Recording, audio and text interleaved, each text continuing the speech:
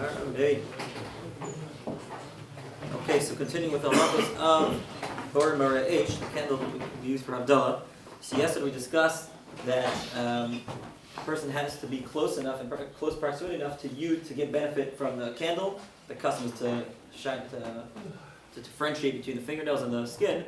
So Gad asked me whether or not are we required to turn off the light. Some people, sometimes you'll see people they'll turn off the light for Havdalah, they won't. So I looked into it a little bit. So actually it's brought down, the Chafetz Chaim himself did, and I also learned that the Chafetz Chaim apparently had electricity in his house.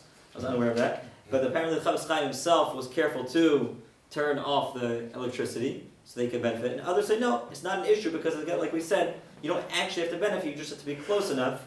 But again, the Chafetz Chaim did, so I guess it's not a bad practice. Obviously, that a person, whoever's going to turn off the light, has to be careful that they already said bracha mekodesh chol before they do that. Okay, so now the next halacha is that the candle has to be a candle which was which Shabbos, right? Which means that we rested. It was not lit in an improper way. So that means that if it was lit on Shabbos, so it's going to be forbidden to use for Havdalah, with the one exception. If it was, let's say there are times when it's permitted to light a candle on Shabbos. What's the classic example for what? A chayla. You're allowed to, exactly. Somebody's sick or somebody just gave birth. So back then, before the electricity, they used to light a candle for her. And in fact, the Gemara says that even if she doesn't really need it, even if she's blind, the Gemara says you're allowed to do it. Why? Yasubi daita, for her peace of mind. That too falls under the category of pikuach nefesh, of life and death. So in such a case, if it was lit in a permissible way, then it's permitted to use for Havdalah. But in any other circumstance, even if a non-Jew lit it, you're not allowed to use it on Shabbos. Now you're going to ask me, wait a second, a non-Jew is allowed to light a candle on Shabbos? The answer is yeah, but we pretend as if, let's say a Jew would have lit it for that purpose. So if the non-Jew just lit it at 3 o'clock in the afternoon for, just to light up his room, it wouldn't be permitted for a Jew to use it, and therefore you're not allowed to use such a candle for Havdalah. Yeah. If you lit a candle, let's say, forget about the non-Jew, but you yourself lit a candle on Shabbos, right? Yeah.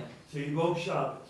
So if you broke Shabbos, then are you obligated to then say Havdalah since Shabbos is already broken? No, because just because you broke Shabbos doesn't mean you didn't break the Shabbos. Shabbos is not over. You're still, the next violation will be a new violation. It'll be a new violation. Yeah. Never mind. Yeah. Okay.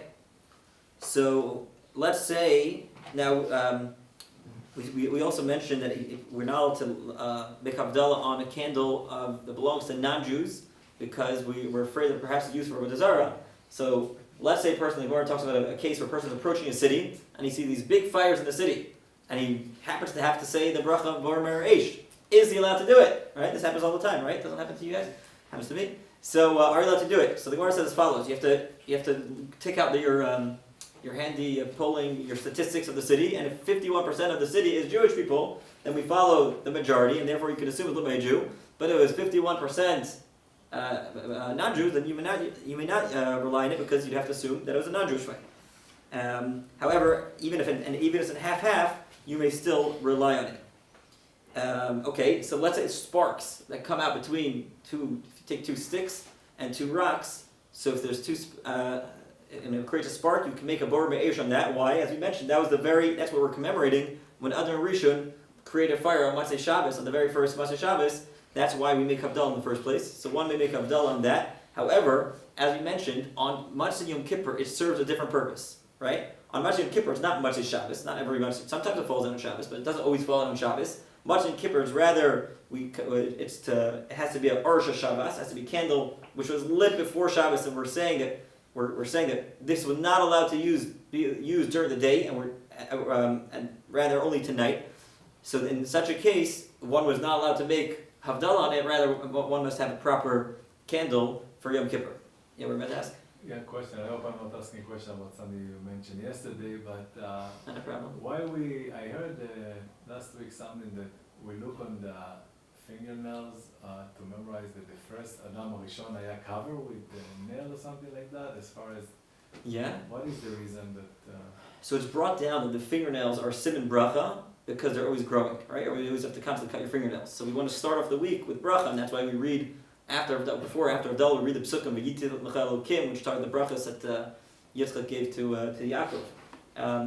with something about I'll have to look at the Torah. I think brings a few reasons. It's actually all brought down in Pirkei de Belazar. Pirkei de Belazar is a work from the Tana of Belazar, and this is actually mentioned there. These customs. It could be he does. So the main most common reason is because the fingernail is continuing. Yeah, so it's a simon bracha. I mean, the simple reason, a purely halachic reason, is because the Gemara says you're supposed to benefit. You're supposed to be able to enough light that you can differentiate between this coin and that coin.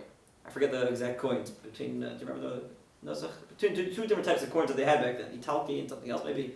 So we don't have those coins. So we differentiate between the fingernail and the skin. So that's like equivalent to that.